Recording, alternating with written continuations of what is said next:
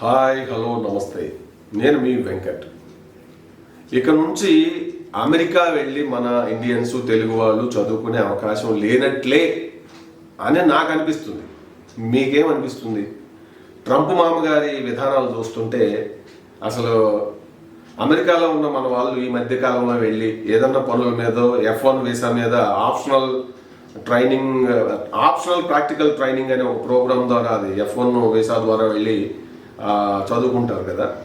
ఇప్పుడు వాళ్ళని కూడా వాళ్ళ వీసాలు రద్దు చేసేస్తూ అక్కడ అమెరికా ఇది నిర్ణయం తీసుకుంది. ఇదంతా ట్రంప్ మామ డైరెక్షన్, కథా స్క్రీన్ ప్లే డైరెక్షన్ అంతా కూడా ఆయనే. ప్రపంచంలో ఒక రెండవ అతిపెద్ద ప్రజాస్వామ్య దేశం అయినటువంటి అమెరికాకి ప్రెసిడెంట్గా ఉండి అన్నీ అంటే నా మాటే శాసనం, నా మాటే ఫైనల్ అని ఒక రాజరికపు పోకడలు పోతా ఉన్నాడు. ఆయన స్వతహాగా వ్యాపారవేత్త అయి ఉండడం వల్ల ప్రతిదీ లాభం నష్టం అనే కోణంలో చూస్తుండే తప్ప ఇప్పటి వరకు అమెరికాకి ఒక ప్రైడ్, ఒక గౌరవం ఉంది అంటే, ప్రపంచంలో పెద్దన్నగా ఉందంటే తను కేవలం ఆయుధ సంపత్తి కలిగి ఉండి ప్రపంచ దేశాలని కంట్రోల్ చేయగలగడం అదొక్కటే రీజన్ కాదు. కొన్ని చోట్ల పేద దేశాలకు వాళ్ళు హెల్ప్ చేస్తున్నటువంటి ఎయిడ్ ఫండ్స్ పరంగా అట్లా అనేక రకాలుగా ప్రపంచంలో ఈ పేదరికాన్ని నిర్మూలించడానికి కావచ్చు, వరల్డ్ హెల్త్ ఆర్గనైజేషన్లో ఈ ఆరోగ్యపరంగా ఇప్పుడు మన కరోనా వచ్చినప్పుడు వైరస్లు మరి ఆ వ్యాక్సిన్ ఆఫ్రికన్ కంట్రీస్లో చాలా దేశాలు భరించలేవు, కొనుక్కునే పరిస్థితి లేదు. కానీ అమెరికా మెంబర్షిప్గా ఉండడం వల్ల అమెరికా ఇచ్చే ఎయిడ్ ఎక్కువ ఉంటుంది. ఎందుకంటే తలసరి ఆదాయం ఎక్కువ ఉంది, ప్రపంచంలోనే సంపన్న దేశం. మరి అవన్నీ ఉన్నాయి కదా. ఇట్లా అంటే బలవంతుడు నాకు బలం ఉందన్నప్పుడు ఎదుటి వాళ్ళకి కొద్ది సహాయం చేస్తేనే కదా ఆ సంపదకి గౌరవం, అతనికే గౌరవం అంతా ఓవరాల్గా ఉండేది. ఇవన్నీ ఆయన ఏం పట్టించుకోవట్లేదు. అమెరికా ఫర్ అమెరికన్స్ అనే ఒక కాన్సెప్ట్ని ముందు ఎన్నికల్లో చెప్పి దాన్ని ప్యూర్ ఇంప్లిమెంట్ చేస్తుండ్రు. ఇదంతా ఒక ఎత్తు. అయితే ఇప్పుడు కొత్తగా ఇక ఎవరో రావడానికి వీలు లేదు. అలాగే ఇప్పుడు ఉన్నోళ్ళు కూడా చాలా మందిని పంపించేసే ప్రక్రియ. ఇవన్నీ కూడా చిన్న చిన్న రీజన్స్ కనపడుతున్నాయి. ఎంత దారుణం అక్కడ. మన తెలుగు విద్యార్థులు ఇప్పుడు వీసాలు రద్దు చేస్తే వెంటనే అమెరికా విడిచి వెళ్ళిపోవాలంట. అంటే కొంత టైం కానీ ఏం లేదు. దాని వెనక ఏంటి, స్పీడ్గా కారు నడిపితే వీసా రద్దు చేయటం అనేది, దానికి ఫైన్ వేశారు ఎంతకాలం. ఇప్పుడు ఈయన కొత్తగా ఇది పెట్టిండు. దాని ఇంటెన్షన్ మనం చూస్తే డీప్గా ఏం కనబడుతుంది, వీళ్ళని తరిమేయాలి, ఏదో రకంగా ఏదో కారణం ఒకటి కనపడాలి పైకి.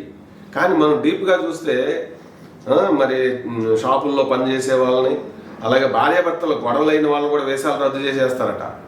ఇట్లా ఇవన్నీ చూస్తుంటే పొమ్మనకుండా పొగబెడుతున్నాడు ట్రంప్ అనిపిస్తుంది. ముందు అంటే ఎప్పుడో 10 ఏళ్ళు 20 ఏళ్ల క్రితం అమెరికా వెళ్ళి అక్కడ సెటిల్ అయిన వాళ్ళ వరకు వాళ్ళు సేఫ్ జోన్లో ఉన్నారు అనిపిస్తుంది తప్ప, లాస్ట్ 5 సంవత్సరాల క్రితం నుంచి అమెరికా పలు కారణాలతో వెళ్ళిన వాళ్ళు అయితే ఇప్పుడు మెయిన్ అంటే అది టెక్నికల్గా అమెరికా నుంచి H1B వీసా ఉంటే తప్ప మిగిలిన ఏదో రకంగా వెళ్దాము, అక్కడ మేనేజ్ చేద్దాంలే అని అనుకుంటూ వెళ్ళిన వాళ్ళు అయితే ఉండే అవకాశం లేదు అక్కడ. అమెరికా ఫర్ రిచ్ పీపుల్ ఆ గోల్డ్ కార్డ్ అనేది ఒకటి పెట్టారు. దాని ఇంటెంట్ ఏంది, ఈ పూర్ పీపుల్ లేదంటే ఈ ఇమిగ్రెంట్స్ వీళ్ళంతా అమెరికాకి అవసరం లేదు. ఎందుకంటే ఆయన బిజినెస్ మ్యాన్, ప్రతిదీ బిజినెస్ పాయింట్ ఆఫ్ వ్యూలోనే చూస్తూ ఉన్నారు.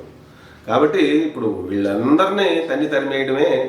దానికి ఈ లైసెన్స్ స్పీడ్గా కారు డ్రైవ్ చేస్తే అనేది ఒకటి పెట్టాడు తప్ప దాని ఇంటెన్షన్ చూస్తుంటే చాలా డీప్గా ఉంది. ఇది అమెరికాకి మంచిదా చెడ్డదా అనేది ఆయన ఏం పట్టించుకోవట్లేదు. ఆయన ఏదైతే అనుకుంటున్నాడో, ఆల్రెడీ అమెరికాలో ఆడ వ్యతిరేకత స్టార్ట్ అయింది. నేను అనుకుంటాం ఈ 4 ఏళ్లలో ఈయన రీకాల్ చేస్తారు. అంటే అక్కడ అమెరికాలో ఉంది, అది ఆ రాజ్యాంగంలో ఉంది. ఆ దేశ అధ్యక్షుడి పరిపాలన నచ్చకపోతే ప్లెబిసైట్ పెట్టి ప్రజాభిప్రాయ సేకరణ చేసి మళ్ళీ సెనెట్లో ఓటింగ్ పెట్టి ఇతనికి గనక, అంటే ఇప్పుడు ఆయన రిపబ్లిక్ పార్టీ తరఫున ఎన్నికైండు. ఈయన విధానాలు ఆ దేశ ప్రజలకు కూడా నచ్చట్లా చాలా వరకు. అమెరికా ఫర్ అమెరికన్స్, అమెరికన్ ప్రైడ్ని పెంచడం అని చెప్పి కానీ ఉద్యోగాలు బీక్ పడేసి వాళ్ళని రోడ్ల మీద పడేస్తున్నాడు. ఆర్థిక మాంద్యం వస్తుందని చెప్పి అక్కడ ఫెడరల్ బ్యాంక్ గవర్నర్ వాళ్ళు చెప్పినా వినిపించుకోవట్లేదు. ఇప్పుడు ఇది ఆర్థిక అణుయుద్ధం అని చెప్పి ఆయనకు నచ్చినటువంటి కాన్సెప్ట్లు, ఆయనకు వచ్చిన స్టేట్మెంట్లు ఇస్తూ ఆయన నిద్రపోతున్నాడు, ప్రపంచాన్ని నిద్రపోని ఇట్లా చదువుకొని వెళ్దామని పాపం అప్పులు సొప్పులు చేసిన మరి చాలామంది అమెరికాలో చదువుకుంటే మంచిగా సెటిల్ అవ్వచ్చు, కొంత ఆర్థికంగా బలపడవచ్చు అనే ఒక డ్రీమ్ ఉంటుంది కదా, మధ్యతరగతి కుటుంబాల తల్లిదండ్రులు ఎవరికైనా ఉంటుంది. అది తప్పనలేదు. కానీ ఇప్పుడు వాళ్ళ ఆశల్ని, వాళ్ళ ఇదిని అంతా కూడా కూల్చివేస్తున్నాడు ట్రంప్ వారు. మరి ఇది ఎప్పటికీ ఆగుద్ది? ఇంకా తర్వాత మళ్ళీ ఇంకేం పెడతారు? ఇంతటితో అయిపోయిందని అయితే అనుకోవడానికి నాకు అనిపించట్లేదు. మొత్తం ఫిల్టర్ చేసేసి హమాస్కి వ్యతిరేకంగా లేదంటే సపోర్ట్గా మాట్లాడారని చెప్పి ఇప్పుడు అక్కడ మీడియా పైన కూడా, సోషల్ మీడియా పైన కూడా కన్నేస్తున్నారు. ఒక రకంగా ఆడ పేరుకి ప్రజాస్వామ్య అధినేతగా ఆయన ఉన్నప్పటికీ ఏకపక్ష నిర్ణయాలు చేస్తూ ఒక డిక్టేటర్గా ఆయన టీము వ్యవహరిస్తున్నారేమో అని అనిపిస్తూ ఉంది. మొత్తం మీద ఈ 4 ఏళ్ళు ఆయన ఉంటాడా, దిగిపోతారా, ప్రజలు దింపేస్తారా, అది కూడా ఒక క్వశ్చనే. కానీ ఆయన ఈ 4 ఏళ్ళు ఉంటే మాత్రం ప్రపంచ చరిత్రలో ట్రంప్కు ముందు, ట్రంప్ తర్వాత అని ఆర్థికపరమైన విషయాలు కావచ్చు, షేర్ మార్కెట్ కావచ్చు, అన్ని రంగాల మీద ఈయన చేస్తున్నటువంటి ఎఫెక్ట్ ఉంటుంది. సో ఇప్పుడు ఈ సడన్గా వాళ్ళతో ఏదో రకంగా తోలేసే కార్యక్రమం మొదలు పెట్టారు, పొమ్మలకొండ పొగ పెట్టారు. దానికి స్పీడ్గా కారు నడిపితే వేసారు వద్దని పేరు పెట్టారు. అది డ్రామా లేదు, దాని వెనక చాలా ఉంది. ఇది కాదు అక్కడ చదువుకుంటూ ఏదన్నా అంతకుముందు ఫ్రీడమ్ ఆఫ్ ఎక్స్ప్రెషన్కి అమెరికా మరి ఎక్కడ అమెరికాలోనే సాధ్యం. అది అమెరికాలో ఉంటూ అక్కడ ఎవరినైనా డెమోక్రటిక్ పద్ధతిలో మనం విమర్శించవచ్చు, మన విధానాలను ఎక్స్ప్రెస్ చేసే అవకాశం ఉంది. అక్కడ అత్యున్నత స్థాయి ఇది అక్కడ అంత ఇది. కానీ ఇప్పుడు అది ఆ freedom of expression, freedom of ఇది లేకుండా డొనాల్డ్ ట్రంప్ మామ అనే టీం చేస్తున్న పరిస్థితి కనపడుతుంది.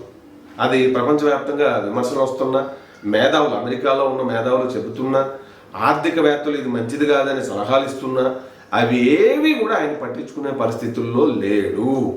అమ్మ తోడు అడ్డంగా వెళ్ళిపోతా, అమ్మతో అంటే పండుగాడు ఒక్కసారి కమిట్ అయితే నా మాట నేనే వినని చెప్పి మహేష్ బాబు డైలాగ్ ఏదో ఉంది కదా, ఇప్పుడు same to same Donald Trump మామ ఆయన ఒక్కసారి కమిట్ అయితే ఆయన మాట ఆయనే వినడు అన్నట్లుగా ఆయన పరిపాలన అయితే నడుస్తూ ఉంది.